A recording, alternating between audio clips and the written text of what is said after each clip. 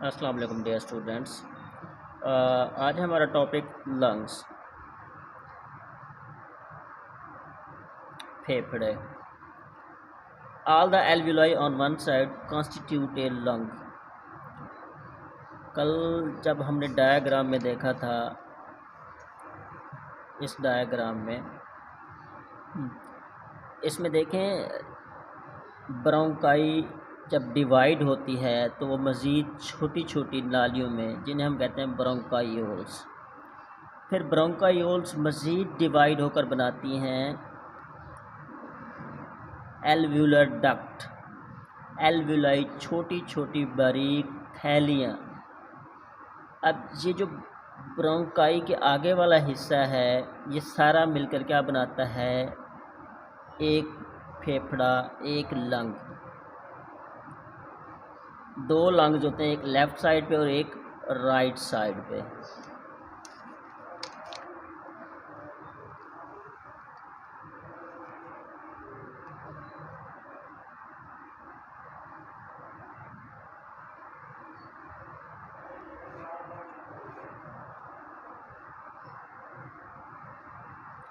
There is a pair of lung in the thoracic cavity. जो सीने की cavity है उसे थोरेसिक कैविटी कहते हैं। इसमें दो लंग्स और एक जोड़ा लंग्स का मौजूद होता है। The chest wall is made up of 12 pair of ribs. ये जो छाती की ऊपर वाली दीवार है वो पसलियों के 12 जोड़े से मिलकर बनी होती है। And rib muscle called intercostal muscles. और इन पसलियों के अंदर जो मसल्स होते हैं उन्हें हम इंटरकॉस्टल मसल्स भी कहते हैं।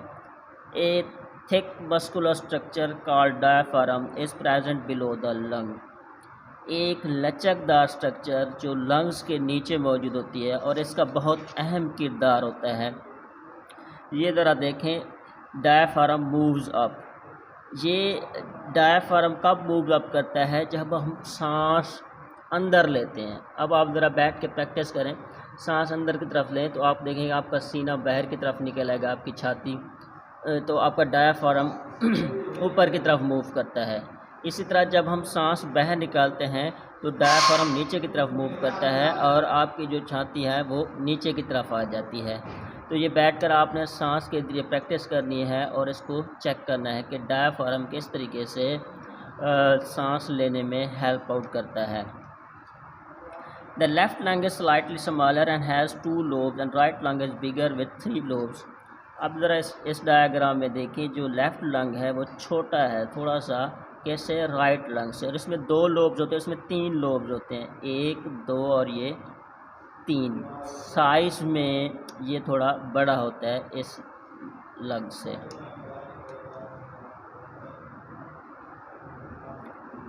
दे are spongy and elastic organs.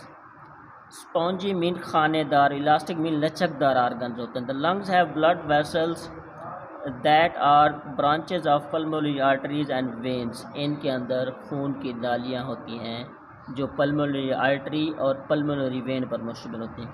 Pulmonary artery वो खून की नालियाँ हैं जो खून को दिल से फेफड़ों की तरफ लेकर आती हैं, और वेन्स वो नालियाँ हैं जो खून को गुर्दों से दिल की तरफ लेकर जाती हैं। Each lung is enclose by A membrane called the outer pleural membrane and inner pleural membrane. Her lung के गिर्द 2 मेम्ब्रेन्स होती हैं, आउटर और इनर मेम्ब्रेन। ये आप स्ट्रक्चर में भी देख सकते हैं, ये 2 मेम्ब्रेन्स नज़र आ रही हैं। इन दोनों मेम्ब्रेन्स के गिर्द एक लिक्विड होता है। उस लिक्विड को, इन दोनों मेम्ब्रेन के गिर्द जो लिक्विड होता है उसका ये काम होता है कि वो उसको लुब्रिकेशन फराहम करता है लंग्स को। लंग्स क्योंकि जब हम सांस लेते हैं ना तो एक्सपैंड करता है, फूलते हैं गुर्दे। इसी तरह जब हम सांस को बाहर निकालते हैं तो गुर्दे सिकुड़ते हैं।